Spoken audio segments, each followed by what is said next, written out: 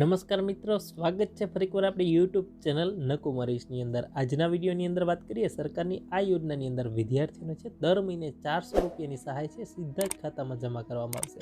યોજનાની વિગતવાર માહિતી મેળવીએ। ખાસ આ વિડીયો તમારા મિત્રો સુધી શેર કરી ચેનલની અંદર નવા આવેલો તો ચેનલને પણ સબસ્ક્રાઇબ કરવાનું ભૂલતા નહીં। આ વિડીયોની અંદર વાત કરીએ વિદ્યાર્થીઓ માટે સરસ મજાની યોજના આવી છે ડિજિટલ ગુજરાત સ્કોલરશિપ યોજના, જે અંતર્ગત છે દર મહિને સરકાર તરફથી સહાય આપવામાં આવે છે। મિત્રો, આ યોજનાનો લાભ છે સામાજિક અને શૈક્ષણિક રીતે પછાત વર્ગના લોકો, અતિ પછાત વર્ગના લોકો, વિચરતી વિમુક્તિ જાતિના લોકો અને એસસી ને એસટી કેટેગરીના છે તમામ વિદ્યાર્થીઓને છે મળવાપાત્ર થશે। એટલે કે અનુસૂચિત જાતિ અને અનુસૂચિત જનજાતિના વિદ્યાર્થીઓને પણ લાભ મળવાપાત્ર થશે।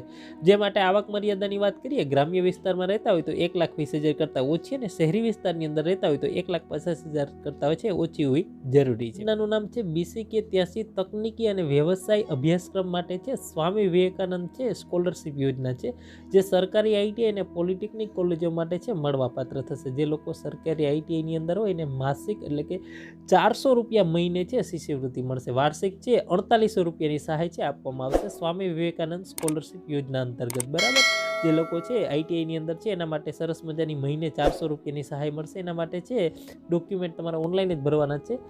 વિશેષ છે થોડાક દિવસો બાકી છે, 20/12/2023 છે ફોર્મ ભરવાની છેલ્લી તારીખ છે। વધારો થશે તો કોમેન્ટ બોક્સની અંદર છે પિન કરી આપશું। હાલ જે છેલ્લી તારીખ છે 20/12/2023 છે ફોર્મ ભરવાની છેલ્લી તારીખ છે ડિજિટલ ગુજરાત ઉપર। આના માટે છે જરૂરી ડોક્યુમેન્ટ ફી ભર્યાની પહોંચ જોશે મિત્રો। જો ફ્રી માફી હોય તો ફ્રી માફીનું પ્રમાણપત્ર જોશે, એલસી જોશે, બોનોફાઇડ જોશે મિત્રો, એ તમને આઈટીઆઈથી મળી જશે। જાતિનો દાખલો જો તમે ઈડબ્લ્યુએસ, ઓબીસી, એસસી, એસટીમાં આવતા હોય તો આવકનો દાખલો, આધાર કાર્ડ, બેંક પાસબુક અને શાળા કોલેજનું આઈડી કાર્ડ હોય તો એ બરાબર। આના માટે છે હોસ્ટેલની અંદર રહેતા હોય તો હોસ્ટેલનું સર્ટિફિકેટ જોશે, બ્રેક એફિડેવિટ। જો વિદ્યાર્થી છે અભ્યાસ દરમિયાન 1 વર્ષથી વધારેનો ગેપ હોય બરાબર તો એના માટે છે એ તમારે નોટરી કરાવવાની રહેશે મિત્રો।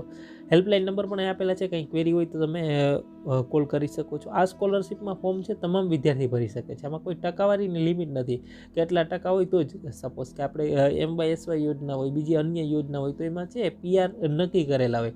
ડિજિટલ ગુજરાત સ્કોલરશિપમાં કોઈ પણ જાતની છે પીઆર નક્કી નથી કરેલ। વધારે માહિતી માટે તમે હેલ્પ સેન્ટર છે એમાં કોન્ટેક્ટ કરી શકો છો। ડિજિટલ ગુજરાતની વેબસાઇટ ઉપર આ ફોર્મ શરૂ છે।